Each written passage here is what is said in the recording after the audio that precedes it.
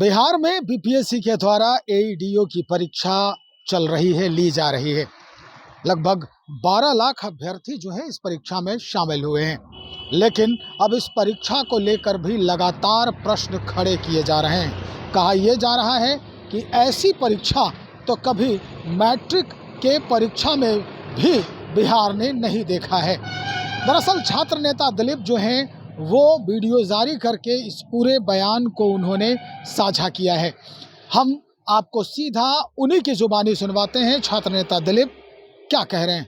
BPSC द्वारा आयोजित एईडीओ की परीक्षा में कई तरह की अनियमितताओं, गड़बड़ी और धांधली सेटिंग, पेपर लीक की बातें सामने आ रही है। कई अभ्यर्थी हमें फोन करके बता रहे हैं कि बाहर से चीट पुर्जा आता था एग्जाम हॉल के अंदर। आखिर बाहर से आंसर लिख के पुर्जा पे कैसे अंदर आ रहा था? कौन उसको सहयोग कर रहा था? कैसी परीक्षा ये हो रही है? जब आंसर बाहर से अंदर आ रहा है, इसका मतलब क्वेश्चन भी बाहर गया होगा। जब तक क्वेश्चन बाहर नहीं गया तो आंसर कैसे अंदर आ रहा है? इसका मतलब आपका एग्जाम जो आप कराए हैं उसमें पेपर लीक है, धांधली सेटिंग है। परीक्षा से पहले ही हमने वीडियो बनाकर भी इन सब चीजों को उजागर किया था और हमने पुलिस को भी सूचना दिया था। कई अभ्यर्थी हमें एग्जाम से पहले बोल रहे थे कि 30 लाख 35 लाख का रेट चल रहा है। हमने वीडियो बनाकर भी एग्जाम से पहले इस बात से आगाह किया था बीपीएससी को और सरकार को भी। हम धन्यवाद देते हैं बिहार पुलिस को, हम धन्यवाद देते हैं आर्थिक अपराध इकाई को, जिन्होंने तत्परता से काम किया और बहुत जगह से सेटरों को और धांधली सेटिंग में संलिप्त अभ्यर्थियों को पकड़ा है। इन लोगों ने चप्पल में ब्लूटूथ लगा के जा रहे हैं, कान में ब्लूटूथ लगा रहे हैं और पता नहीं क्या क्या उपाय करके लोग धांधली सेटिंग कर रहे हैं। लेकिन बीपीएससी क्या कर रही है? जब बीपीएससी से कोई सवाल करते हैं अभ्यर्थी, कुछ आरोप लगाते हैं तो 2 साल 3 साल 5 साल के लिए प्रतिबंधित कर दिया जाता है अभ्यर्थियों को। लेकिन जो धांधली सेटिंग, पेपर लीक में संलिप्त पाए जाते हैं, टीआरई 3 में 266 लोग पेपर लीक में संलिप्त पाए गए। अभी एईडीओ में जो बहुत सारे लोग पकड़े जा रहे हैं, तो इन लोगों को बीपीएससी आजीवन प्रतिबंधित क्यों नहीं करती है? जब तक पेपर लीक, धांधली सेटिंग में संलिप्त अभ्यर्थियों को आजीवन प्रतिबंधित नहीं किया जाएगा, तब तक पेपर लीक, धांधली सेटिंग किसी भी परीक्षा में नहीं रुकने वाली है। क्योंकि धांधली सेटिंग और पेपर लीक कराने वाले लोगों के मन में डर ही नहीं है। उसको तो लगता है कि अगर हम पकड़े भी जाएंगे तो 1 महीना 2 महीना में बाहर ही आ जाएंगे। आजीवन प्रतिबंधित कीजिए, कोई भी परीक्षा नहीं दे पाए हो, क्यों नहीं आप करते हैं आजीवन प्रतिबंधित? सिर्फ अब उन अभ्यर्थियों को आप प्रतिबंधित कीजिएगा 2 साल 5 साल के लिए जो आप पे आरोप लगा देंगे, जो आपसे कोई सवाल कर देंगे, और जो धांधली सेटिंग, पेपर लीक में संलिप्त पाए जाते हैं उस पर क्यों नहीं आप कार्रवाई करते? आजीवन प्रतिबंधित कीजिए। और ऐसी परीक्षा का क्या मतलब? मैट्रिक में भी इस तरह की बात अब नहीं होती है। मैट्रिक की परीक्षा भी अब इससे ज्यादा अच्छे से होती है।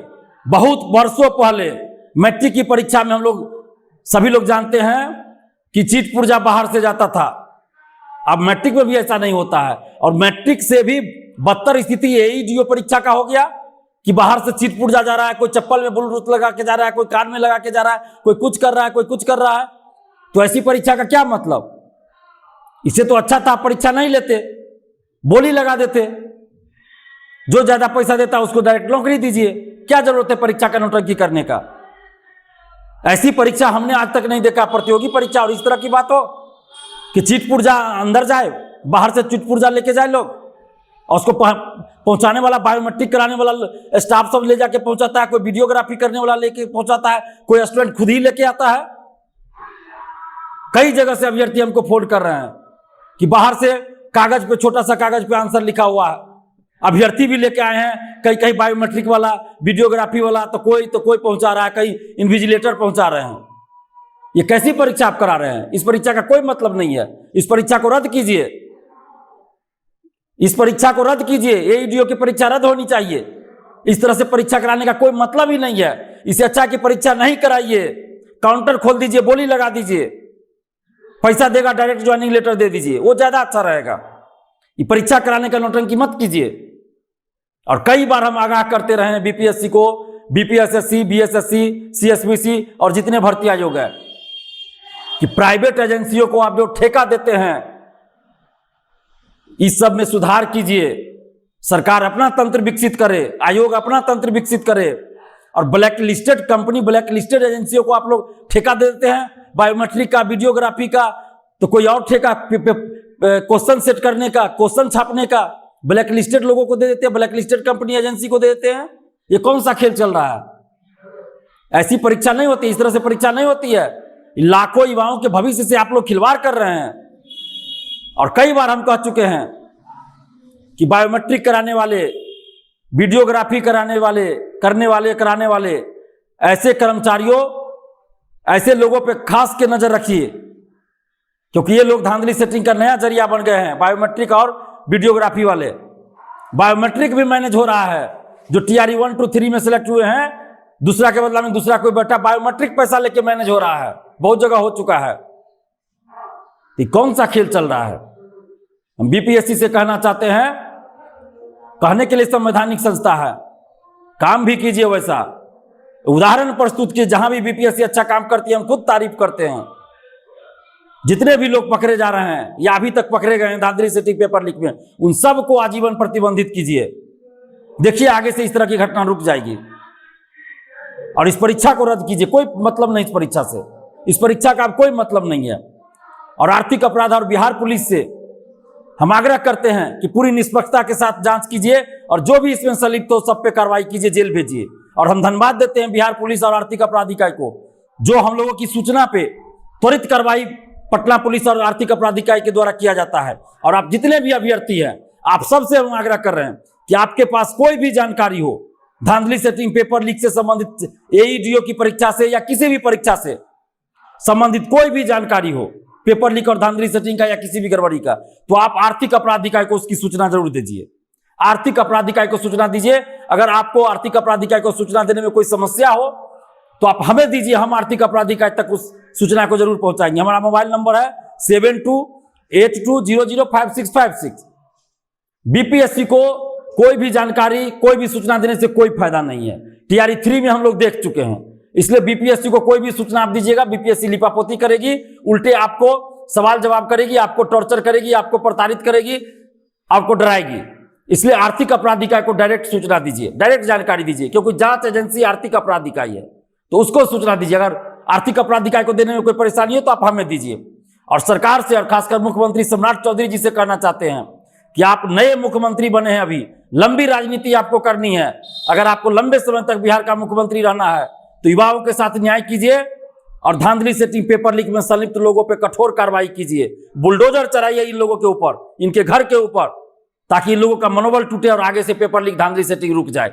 अगर सख्त कार्रवाई नहीं कीजिएगा, चाहे बड़ा से बड़ा नेता हो, बड़ा से बड़ा कोचिंग शिक्षक हो, बड़ा से बड़ा अधिकारी हो, बड़ा से बड़ा माफिया हो, जो भी धांधली सेटिंग पेपर लीक में संलिप्त है, सब पे कठोर कार्रवाई कीजिए। जब तक कठोर कार्रवाई नहीं कीजिएगा बड़े लोगों पर, तब तक पेपर लीक धांधली सेटिंग नहीं रुकने वाली है।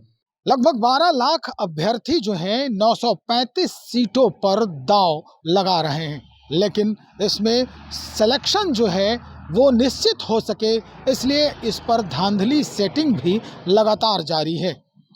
प्रश्न लीक हो रहा है, इस वजह से चीट और पुर्जे अंदर आ रहे हैं।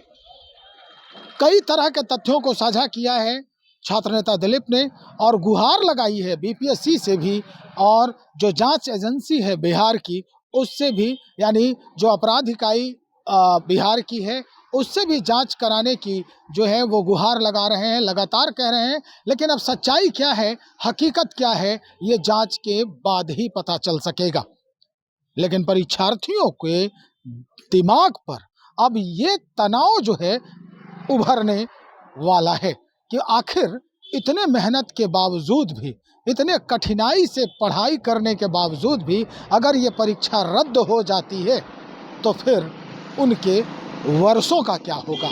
तो चलिए इंतज़ार करते हैं, देखते हैं जांच एजेंसियां या BPSC किस तरह से संज्ञान में लेती है इस पूरे बयान को छात्र नेता दिलीप के, और क्या कुछ जांच में सामने आता है। बने रहिए, हम वो भी जो मंजर होगा वो आप तक पहुंचाएंगे। बहुत शुक्रिया।